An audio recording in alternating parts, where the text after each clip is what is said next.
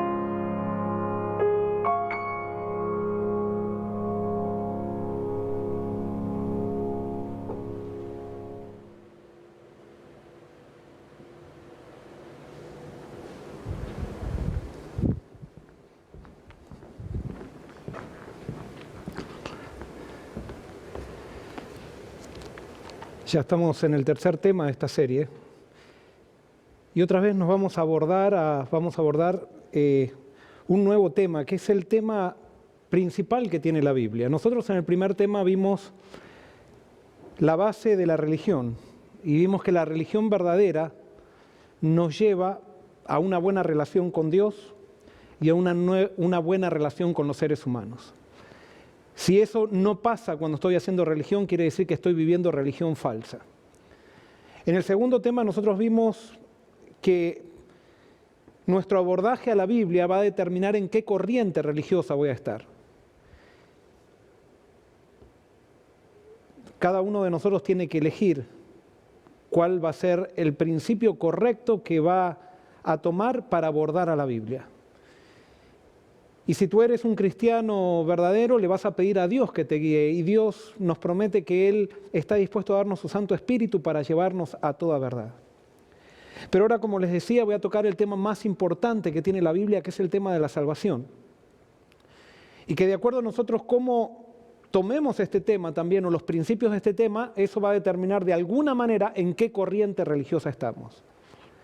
Yo quiero hoy definir a través de la Biblia cuáles son los principios de la salvación. Y por eso nuevamente te voy a pedir que allí donde estás, en tu casa, puedas inclinar el rostro y elevar tu mente a Dios junto conmigo para tener una palabra de oración. Querido Señor, ahora vamos a tocar el tema más importante que tiene la Biblia, que es el tema de la salvación. Señor, danos tu Santo Espíritu para poder entender esto. Ilumínanos con él. Y que este tema, este estudio nos lleve a estar más cerca de tu persona y despierte en nosotros un vivo deseo de entrega a ti y de vivir totalmente para ti. Gracias por contestar a esta oración, porque la pedimos en el nombre de Jesús. Amén. Muy bien, vamos a empezar este tema introduciéndonos con algunos versículos que a mí me gustaría que ustedes lo tengan en mente mientras nosotros vamos discutiendo el tema. Y el primer versículo está en Romanos capítulo 3, versículos 10 al 12. Romanos 3, 10 al 12. Dice lo siguiente: pues está escrito, no hay justo ni aún uno. No hay quien entienda. No hay quien busque a Dios. Todos se desviaron, se echaron a perder. No hay quien haga lo bueno. No hay ni aún uno. La Biblia es muy clara que no hay justo ni aún uno. Y por eso la persona que a ti te parece que es la más buena de aquí de la tierra, aquella persona que te parece que tiene una personalidad muy atractiva, que parece que es una persona que es excelente, que nadie tiene ningún reproche para con ella, esa persona, según la Biblia, no es justa. Esa persona es pecadora. Y por eso quiero ahora que leamos otro pasaje que es muy conocido, que está en Romanos también, Romanos capítulo 6, versículo 23. Romanos 6, 23. Dice lo siguiente: porque la paga del pecado es la muerte, pero el don gratuito de Dios es la vida eterna en Cristo Jesús, Señor nuestro. Entonces aquí nos dice que el resultado del pecado, el resultado de estar separado de Dios, es la muerte. Ahora me gustaría hacerte una pregunta. ¿Tú pecas? ¿Eres pecador? Y quizás lo que te voy a decir no te guste mucho, pero si tú pecas y eres pecador, ¿qué es entonces lo que te mereces? Según la Biblia, es la muerte. Y no solamente tú, sino que yo también. Porque no hay justo ni aún uno. Todos merecemos la muerte. Pero hay un don que dice que es en Cristo Jesús. Y vamos a ver otro versículo que está en la primera epístola según San Juan. La primera epístola de Juan. El capítulo 1, versículos 8 al 10. Dice así: si decimos que no tenemos pecado, nos engañamos a nosotros mismos y la verdad no está en nosotros. Si confesamos nuestros pecados, Dios es fiel y justo para perdonar nuestros pecados y limpiarnos de toda maldad. Pero si decimos que no hemos pecado, lo hacemos parecer mentiroso y su palabra no está en nosotros. Aquí nos dice que si alguien dice que no peca, es mentiroso. Pero también nos dice una cosa muy linda. Nos dice que Dios está dispuesto a perdonar todos los pecados. No solamente algún pecado, sino todos. Y no dice alguna maldad, sino toda maldad. La Biblia es bien clara en que Dios está dispuesto a perdonarnos todo. Y justamente ese es el tema central de la Biblia, el tema de la salvación, cómo nosotros podemos ser perdonados. Ese es el tema que tú y yo debemos entender. Hay mucha gente que vive angustiada por la culpa, que vive su vida mirando para atrás y viendo todos los errores que cometió. Y pareciera que nunca van a llegar, en el concepto de ellas, a alcanzar el perdón porque han caído demasiado bajo. En el tema de hoy quiero decirte que Dios, no sé por qué te ha hecho mirar en este día justamente en la televisión y estar mirando este programa, pero sin duda que Dios tiene un plan para ti y quiere hoy decirte algo. Y quiere decirte que Él tiene capacidad para perdonarte y está dispuesto a perdonarte toda maldad. No importa qué es lo que hayas hecho, no importa que tú lo hiciste a conciencia, no importa que tú habías sido formado en el buen camino y después te fuiste, no importa. Dios, si vuelves a Él, está dispuesto a recibirte y a perdonarte. ¿Por qué? Simplemente porque lo dice aquí. Tú lo tienes que creer. Pero también vamos a ver cuál es el mecanismo de la salvación hoy. Porque eso te va a ayudar a entender un poco más a la persona de Dios y el gran amor que Él tiene por ti. Y ahora quiero hacer una pregunta, llevarlos a unas preguntas. La Biblia enseña, ¿qué enseña la Biblia con respecto a la salvación? La Biblia enseña con respecto a la salvación que somos salvos por obras. La Biblia enseña que somos salvos solamente por medio de la fe. O la Biblia enseña que somos salvos por la fe más las obras que incluso Dios hace en nosotros. ¿Qué es lo que la Biblia enseña? Muchas personas, incluso cristianas, piensan que somos salvos por las obras. Es más, muchas veces cuando me encuentro con algún cristiano nominal y le pregunto, si tú mueres en este momento, ¿piensas que serás salvo? Y entonces enseguida comienza a analizar y dice, bueno, yo no he sido un mal hijo, tengo una buena familia, me gusta ayudar a los pobres. Y entonces determinan su seguridad de la salvación con respecto a lo que hacen. Esas personas, por más que puedan ser sinceras, todavía no han alcanzado a tener la paz que da el perdón, ni la paz que da el hecho de aceptar la salvación. Hay otras personas que piensan que la Biblia enseña que somos salvos por la fe, más lo que Dios hace en nosotros. Y entonces continuamente se están mirando a sí mismos para ver si han sido totalmente transformados, como decir, bueno, por ahí si todavía tengo problemas de carácter, entonces si hoy me muero no soy salvo. Esas personas no pueden tener paz, porque por más que sienten que Dios está trabajando en ellos, todavía piensan que tienen que llegar a un ideal para poder ser salvos. Ellos ven la salvación en el futuro. Sin embargo, la Biblia nos dice que somos salvos solamente por medio de la fe. Nos dice, la Biblia está totalmente en contra de que pensemos que somos salvos por las obras, y también la Biblia nos muestra que no debemos pensar que somos salvos por la fe, más lo que Dios va a hacer por nosotros, sino que somos salvos solamente por medio de la fe. Y alguien puede decir, ¿me puede leer algún versículo? Y sí, vamos a Romanos, el libro que es el que habla más sistemáticamente de la salvación. Romanos, capítulo 3, versículos 21 al 28. Dice así: pero ahora, aparte de toda ley, la justicia de Dios se ha manifestado, respaldada por la ley y los profetas. Y voy a hacer un alto. Dice, aparte de toda ley, la justicia de Dios se ha manifestado. Aquí no está hablando de la justicia del hombre, sino que se está hablando de la justicia de Dios que se ha manifestado y que es testificada por la ley. Y seguimos en el versículo 22.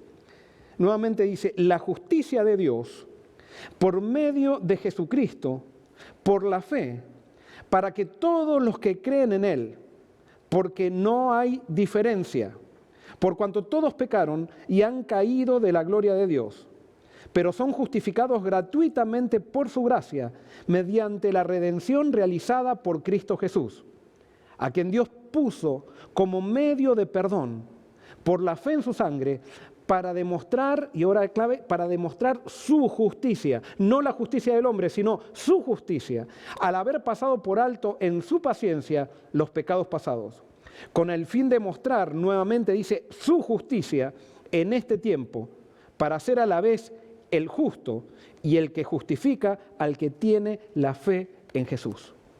Pablo es bien claro y nos dice que la salvación es aparte de la ley. Yo no necesito cumplir la ley para ser salvo. Yo necesito ejercer fe en la obra de Dios. Tú necesitas ejercer fe en la obra de Dios. Y si tú hoy ejerces fe en la obra de Dios, eres perdonado. Eres reconciliado a través de Cristo.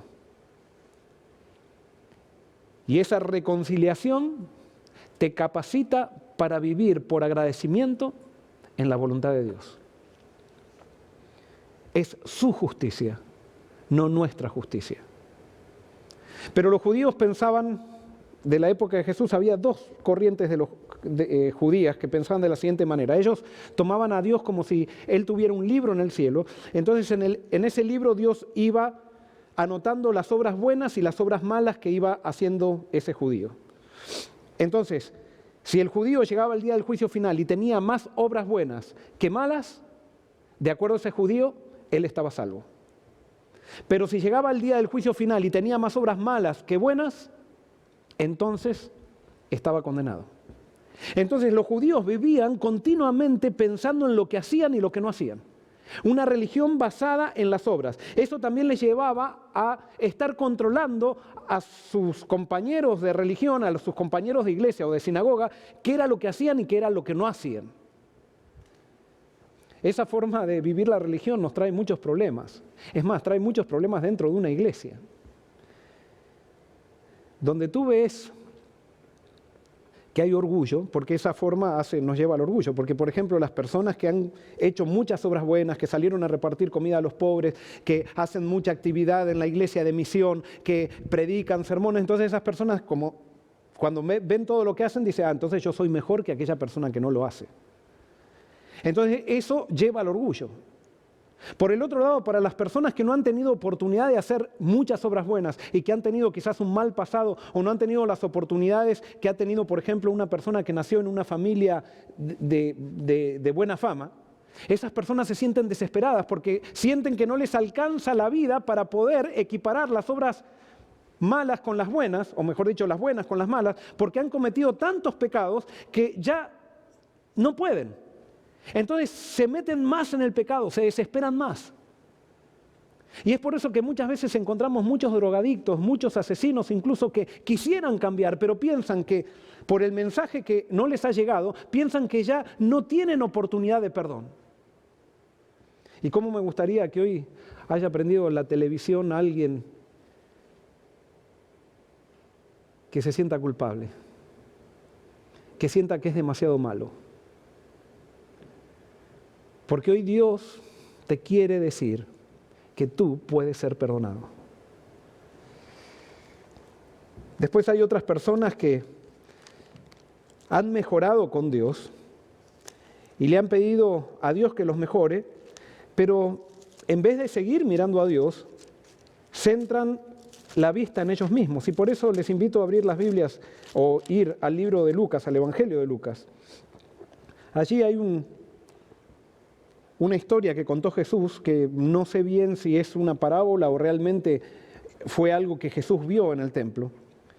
Pero Lucas capítulo 18, versículo 9, dice así: para algunos que se tenían por justos y menospreciaban a los demás, les contó esta parábola.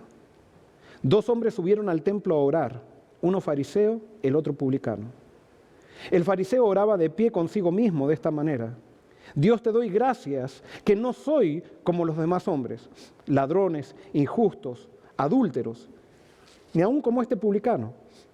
Ayuno 2 veces a la semana y doy el diezmo de todo lo que gano.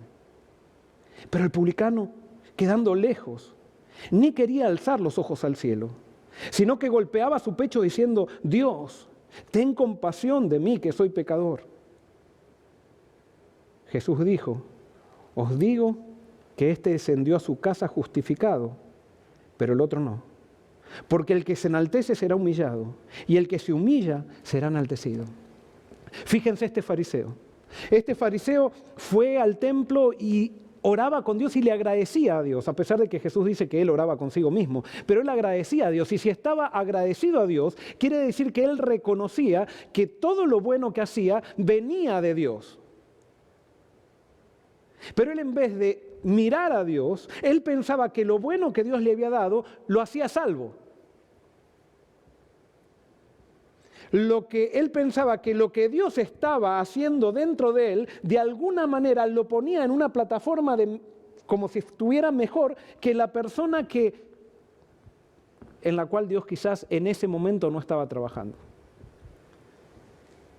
Y entonces había un publicano, un estafador, una persona despreciada por la sociedad, que le decía a Dios: Dios, yo no tengo nada para ofrecerte. Sé propicio a mi pecador.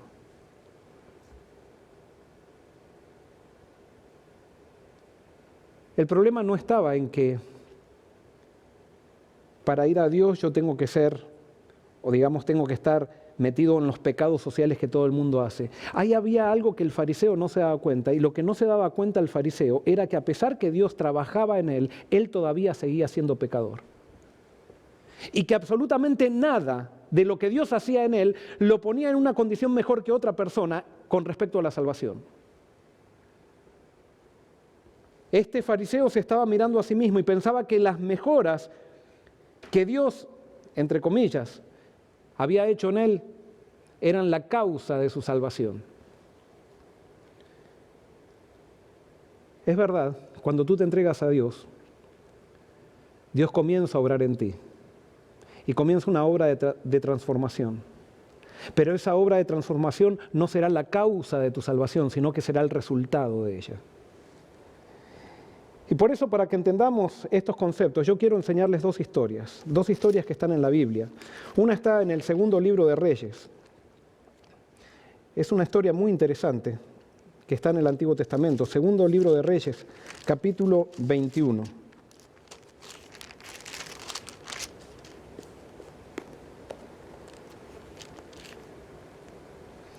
Segundo de Reyes 21, versículos 1 en adelante. Dice así: de 12 años era Manasés cuando empezó a reinar, y 55 años reinó en Jerusalén. Su madre fue Hepsiba. Hizo lo malo ante los ojos del Señor, según la abominación de las naciones que el Señor había echado ante Israel. Porque reedificó los altos que Ezequías su padre había derribado. Levantó altares a Baal y postes idolátricos, como había hecho Acab, rey de Israel. Adoró a todo el ejército del cielo y le rindió culto. También edificó altares en la casa del Señor, del cual el Señor había dicho: yo pondré mi nombre en Jerusalén. Edificó altares para todo el ejército del cielo en los 2 atrios de la casa del Señor. Pasó a su hijo por el fuego y se dio a observar los tiempos. fue agorero e instituyó médium y espiritistas y multiplicó lo malo ante los ojos del Señor para provocar su enojo.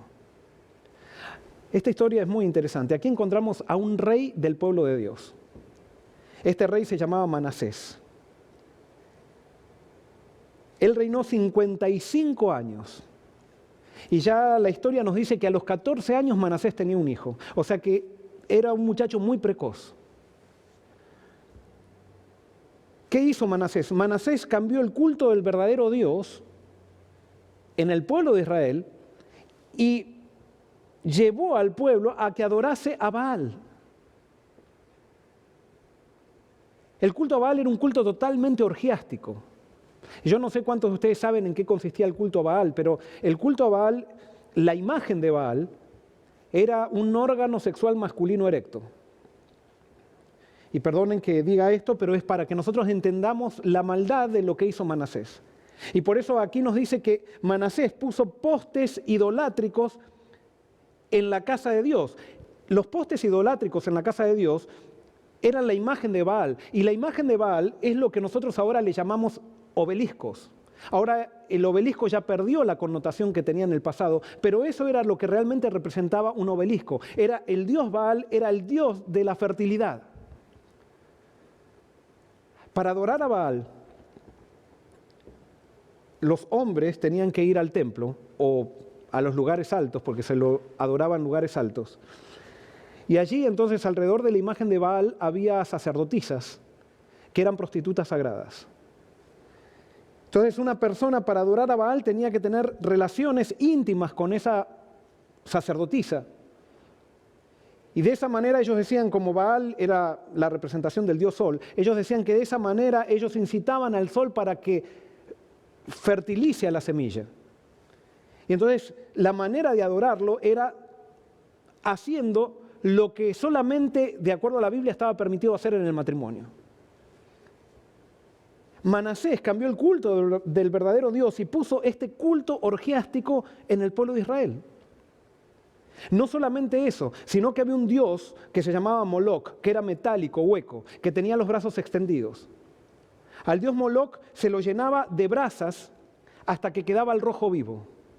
Entonces la gente iba y llevaba a sus bebés vivos y lo ponían en los brazos incandescentes de Moloc. Eso hizo Manasés con su hijo primogénito. Y no solamente se conformó con eso, sino que incitó a que el pueblo también lo haga, y el pueblo, siguiendo a Manasés, también ofreció a sus hijos a Moloc. Impresionante. En el versículo 16 del capítulo 21 nos dice también: además Manasés derramó mucha sangre inocente hasta llenar a Jerusalén de cabo a cabo, aparte del pecado que hizo cometer a Judá, para que hiciesen lo malo ante los ojos del Señor. Cuando Manasés no le gustaba a alguien, ¿cómo pensaba? Cuando alguien lo desafiaba, cuando alguien no seguía sus directivas, él lo mandaba a matar. Fue un rey perverso. Es más, en la época de Manasés, vivió el profeta preferido de Jesús, o por lo menos el profeta que más citó Jesús, que era el profeta Isaías. El profeta Isaías recibió la comisión de Dios de ir y reprender a Manasés. Como todo fiel profeta, fue y reprendió a Manasés. Y la tradición nos dice que a Manasés no le gustó lo que Isaías le dijo. Por lo tanto, hizo ahuecar un tronco, lo metió a Isaías en el medio del tronco y lo aserró al profeta de Dios por la mitad. El profeta que más citó Jesús. ¿Cómo termina la vida de Manasés? Vamos a segundo libro de Crónicas, el capítulo 33.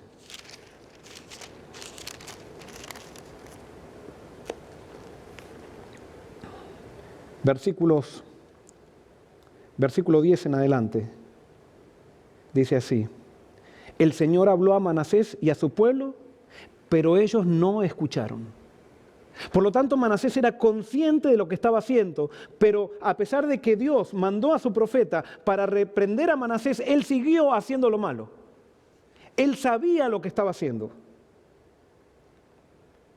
Versículo 11. Por eso el Señor trajo contra ellos a los generales del ejército asirio, que aprisionaron a Manasés. Pusieron un gancho en su nariz y atados con cadena lo llevaron a Babilonia. En su angustia, Manasés oró al Señor su Dios. Se humilló grandemente ante el Dios de sus padres.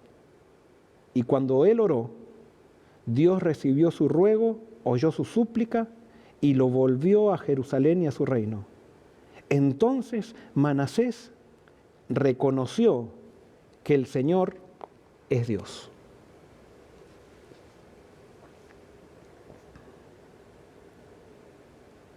Cuando leemos este versículo, entonces nos preguntamos, ¿Manasés va a ser salvo? ¿Qué te parece?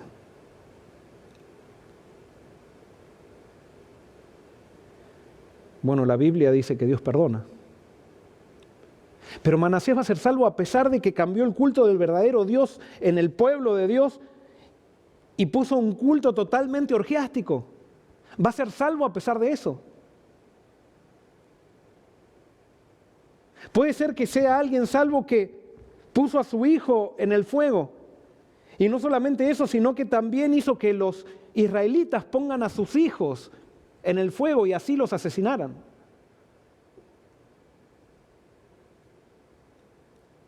Puede ser que un rey que mató al profeta de Dios, siendo consciente de lo que estaba haciendo, no era un ignorante, sino que él sabía que estaba desafiando a Dios. Incluso puso al profeta en medio de un tronco y lo aserró.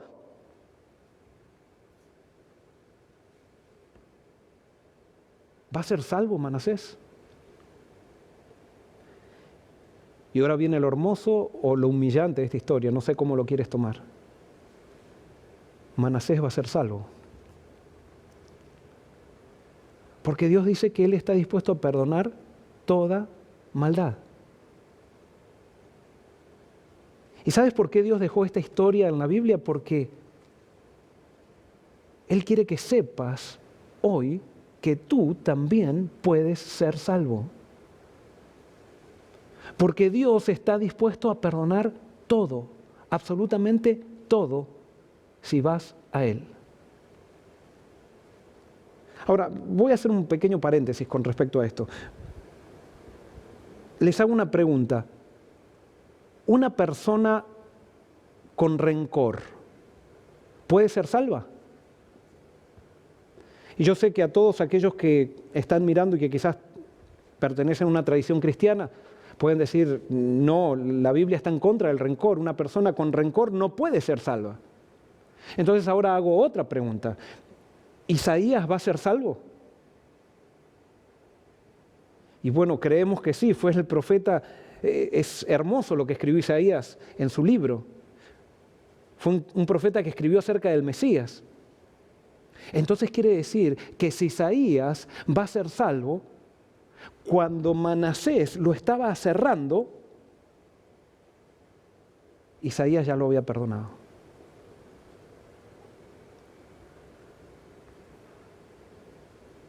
Porque nadie se puede salvar en rencor. Porque cuando tú aceptas la salvación de Dios, el resultado es que tú puedes tener la actitud que tiene Dios y especialmente que tiene Jesucristo. Y por eso el mensaje de la salvación, ¿sabes qué? No es solamente salvación del pecado, y sí, es salvación del pecado, pero ¿cuál es el pecado? ¿Sabes cuál es? Es salvación de ti mismo. Es salvación de tus maneras de pensar, es salvación de tus actitudes que te esclavizan. Es cuando aceptas la salvación de Dios que puedes tener paz a pesar de las circunstancias. Pero volviendo a Manasés, esta historia ha sido dejada especialmente, como te decía antes, para que tú y yo la leamos, para que sepamos de que Dios es misericordioso y que Él está dispuesto a perdonar. Ese es el Evangelio, esa es la buena noticia. Pero ahora déjame leerte otra historia, un poquito diferente. Está en Génesis capítulo 5. Génesis capítulo 5. Génesis capítulo 5. Versículos 18 al 24. Dice así: Jared tenía 162 años cuando nació su hijo Enoc. Después que nació Enoc, Jared vivió 800 años más y tuvo otros hijos e hijas. Así, todos los días de Jared fueron 962 años y murió. Enoc tenía 65 años cuando nació su hijo Matusalén. Después que nació Matusalén, Enoc anduvo con Dios 300 años y tuvo otros hijos e hijas. Así, todos los días de Enoc fueron 365 años. Caminó pues Enoc con Dios y desapareció, porque Dios lo llevó. Una historia un poquito diferente a la historia de Manasés. Aquí la Biblia nos habla de que Enoc tenía una relación tan estrecha con Dios, que la Biblia lo describe como un caminar. Y esto es lo que yo les decía en el tema pasado, cómo el pensamiento hebreo es diferente al pensamiento griego. Para el hebreo, Dios podía caminar con el ser humano. Y aquí la Biblia describe que Enoc caminaba con Dios. La Biblia describe esto como si tuviera Enoc una relación tan íntima con Dios, que él vivía continuamente en la presencia de Dios. Él hacía verdadera religión. Él se levantaba con Dios, desayunaba con Dios, iba al trabajo con Dios, si tenía que divertirse, se divertía con Dios, y todo lo que no podía hacer con Dios, no lo hacía, porque su vida estaba centrada en Dios. Ahora, Enoc vivió, es interesante, vivió en una época de muchísima maldad. Él vivió antes del diluvio. Es por eso que aquí encontramos que la gente vivía mucho tiempo. Ahora no vamos a explicar eso, pero sí tiene una explicación. Y nosotros sabemos que esta época era de tal maldad que Jesús la tomó como ejemplo para decir que así sería la maldad antes de que Él viniera en su segunda venida. Y Enoc caminó con Dios en medio de un mundo de maldad. Eso nos dice también que nosotros podemos caminar con Dios en un mundo de maldad.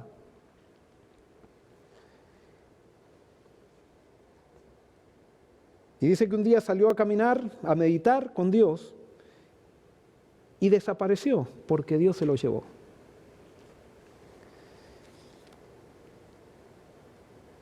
Yo haría una pregunta, pero sería una pregunta tonta.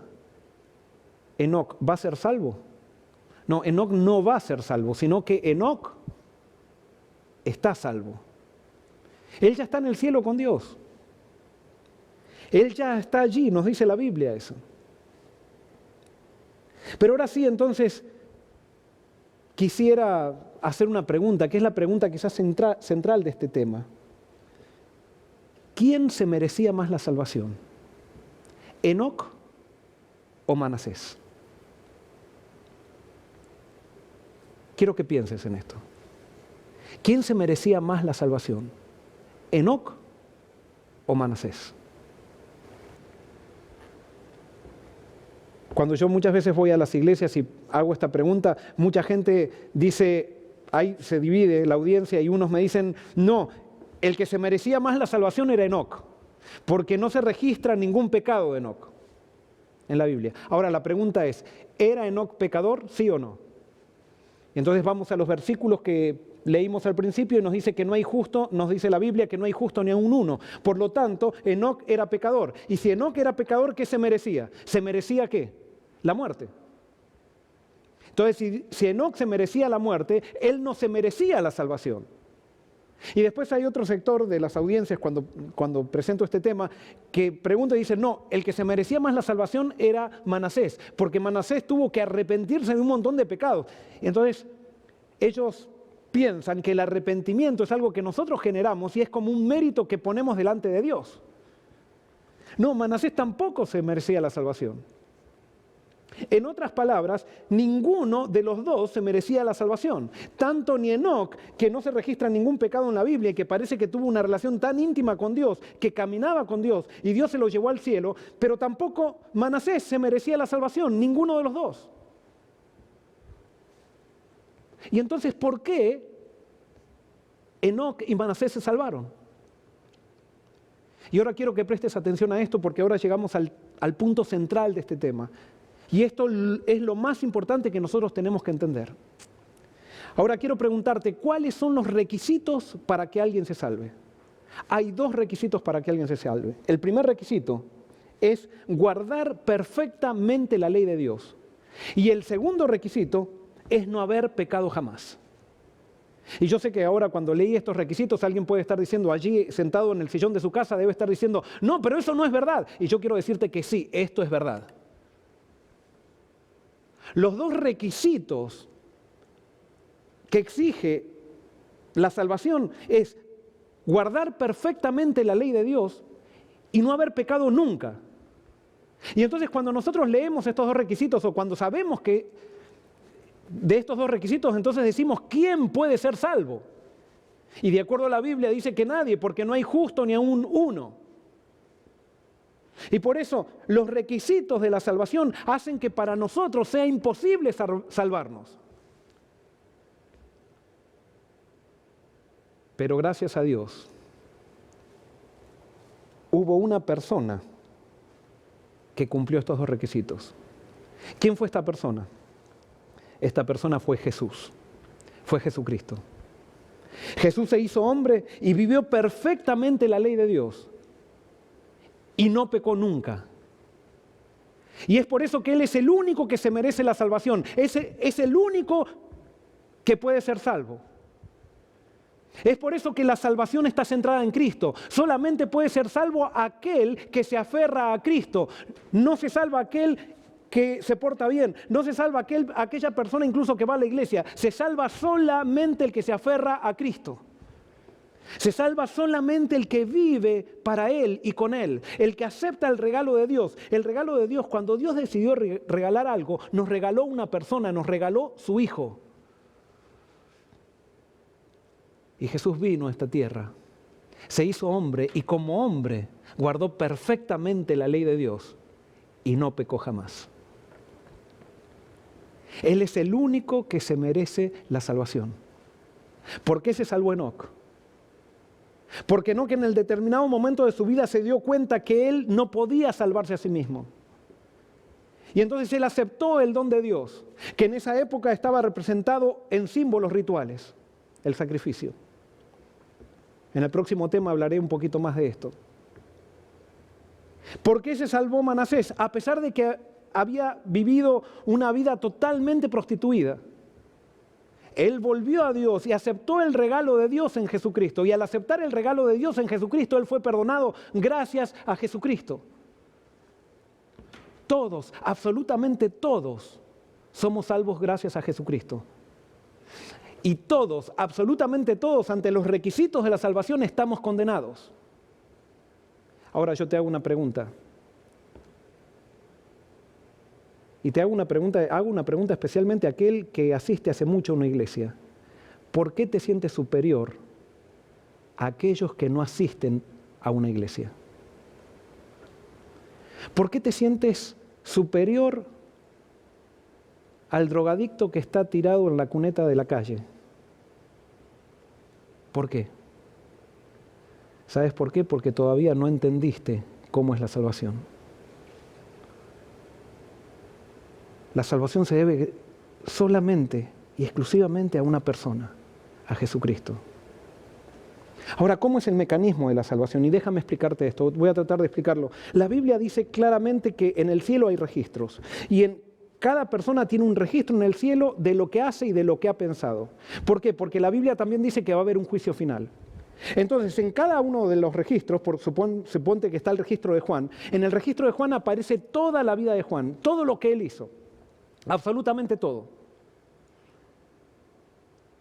Pero suponte que Juan en algún momento se da cuenta que él necesita algo más que no tiene, necesita salvación, se da cuenta que él es pecador y entonces alguien le habla de Cristo o lee la Biblia o se encuentra con alguien que le da testimonio de Jesús y él decide aceptar a Cristo en su vida. Él decide vivir para Jesús y aceptar la obra de Dios en Jesús. ¿Qué pasa en el registro del cielo de Juan? Bueno, si Dios perdona todo, todo es borrado en el registro del cielo de Juan. Pero ¿qué es lo que aparece en el registro, en ese registro? ¿Queda todo vacío? No. Alguien puede decir, bueno, ahora se empiezan a registrar las obras que va a hacer después de estar transformado. No, tampoco. ¿Sabes lo que aparece en el registro de la vida de Juan?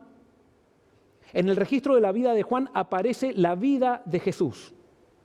Ya no aparece la mirada de Juan, la mirada sucia de Juan, sino que aparece la mirada pura de Jesús. Ya no aparecen las malas palabras de Juan, sino que aparecen las buenas palabras de aliento de Jesús. Ya no aparecen las obras deshonestas de Juan, sino que aparecen las obras de Jesús. Es Jesús el que cubre el libro de Juan. Y por eso cuando somos salvos, la Biblia dice que nosotros entramos al libro de la vida del Cordero. ¿Qué es lo que hay en el libro de la vida del Cordero? Es la vida del Cordero. No es que simplemente es el libro de la vida que me da vida, sino que allí aparece la vida del Cordero, que Dios me la regaló y Jesús me la regaló para que yo pueda ser salvo. Entonces llega el día del juicio final y pasa Juan, dice pase Juan, y entonces levantan el registro de Juan. ¿Y qué aparece en el registro de Juan? Aparece la vida de Jesús, porque Juan no solamente aceptó a Jesús, sino que permanece en Jesús viviendo con Él y para Él. Y cuando ven entonces la vida de Juan, no ven la vida de Juan, sino que ven la vida de Jesús. Entonces la pregunta es, ¿Juan pasa el juicio, sí o no? Por supuesto que lo pasa. ¿Gracias a quién? Gracias a Jesús. Pero sería un acto de blasfemia de parte de Juan decir, bueno, yo me salvé porque fui un anciano de iglesia, porque planté muchas iglesias, porque fui un gran pastor. No, porque la Biblia es bien clara, que cuando yo acepto la salvación en Jesús, no hay lugar para el orgullo.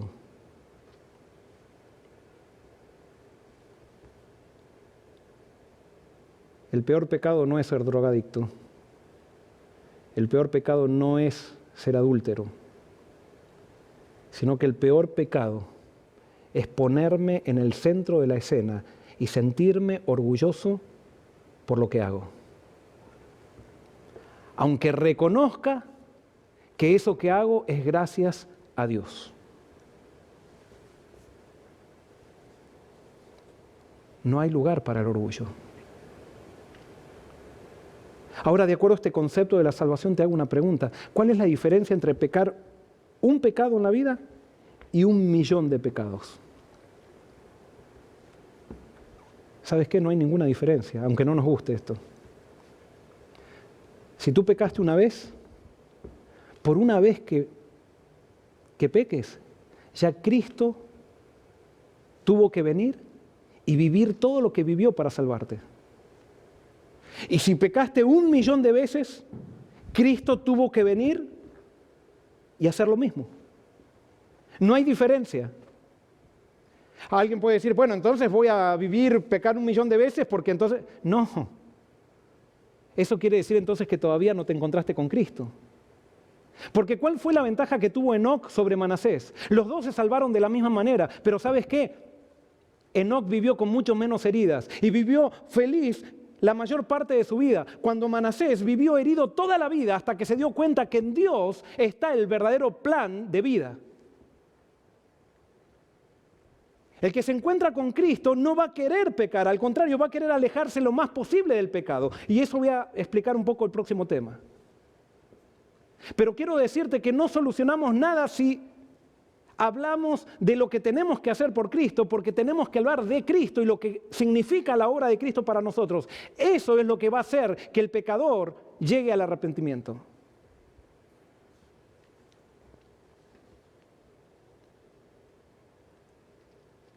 A veces mi corazón se llena de tristeza cuando entro en una iglesia que dice ser cristiana, que incluso que tiene cristianos que se dicen ser cristianos por generaciones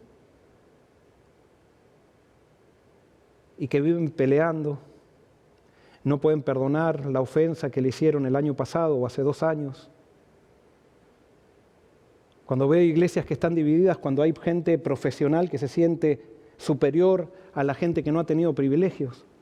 O hay otras iglesias donde está la gente que no ha tenido privilegios, pero que le tiene envidia al que los tuvo y entonces le hace guerra al que los tuvo.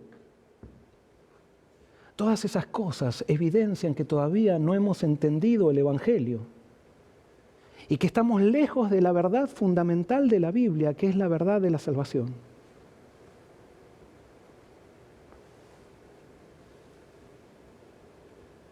Tú no eres salvo por lo que haces. Y quiero decirte algo más todavía, más profundo todavía. Si tú te entregas hoy a Dios, y desde aquí en adelante, por medio del poder del Espíritu Santo, no pecas más hasta la segunda venida de Cristo, eso no te salva.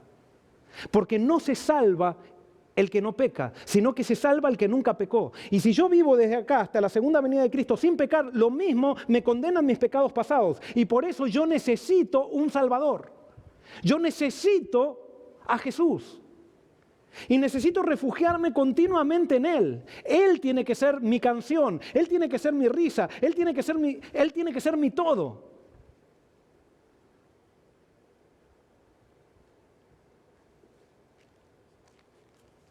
Cuando comparo mi vida con la vida de Jesús, mi vida se ve sucia. Y por eso lo único que puedo hacer es mirarlo a Él. Como dice el himno que Irene tocó al principio, fija tus ojos en Cristo. Como la serpiente que fue levantada en el desierto, así necesita ser levantado Jesús para atraer a todos a sí. Si hoy tú aceptas a Cristo, no importa que todavía no haya sido transformado completamente, el hecho de aceptar hoy a Cristo ya va a producir un cambio en tu corazón. Va a ser el resultado de aceptar a Cristo. Y desde ahí va a comenzar un proceso en el cual tú vas a estar salvo. Por más que todavía haya cosas que tengas que vencer, todavía haya cosas, pero tú te vas a refugiar en Cristo. Y cada día que te equivoques vas a volver a Él. Y siempre vas a estar en Él. Y por lo tanto, a pesar de que todavía no seas totalmente perfecto, tú estás salvo en Él. Porque Él es tu roca, Él es tu refugio. Él es tu salvación y Él es tu justicia. No es tu justicia, sino la justicia de Dios en ti.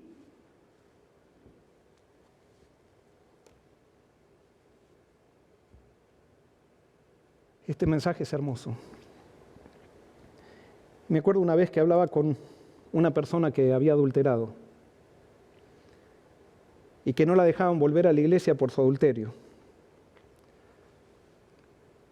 Y decían, no, pastor, lo que pasa es que él habla solamente de la fe, de la fe, de la fe. Yo no lo conocía, pero fui a visitarlo con mucho miedo. Tengo que reconocer.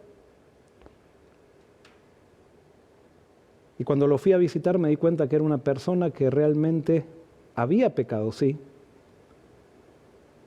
pero hablaba de la fe porque había encontrado en Jesús la salvación. Me acuerdo en un momento de una charla, nos hicimos bastante amigos, y él me decía, Joel, ¿cómo no voy a hablar de la fe si yo fui un adúltero? Y es en Jesús que encontré perdón. Todos necesitamos el mismo perdón que un adúltero. Todos necesitamos a Jesús. Y ¿sabes qué? Cuando Jesús te perdona, no solamente te perdona, sino que también te restaura. Y te da el poder para vivir desde ahora, desde ese momento en adelante, para su gloria.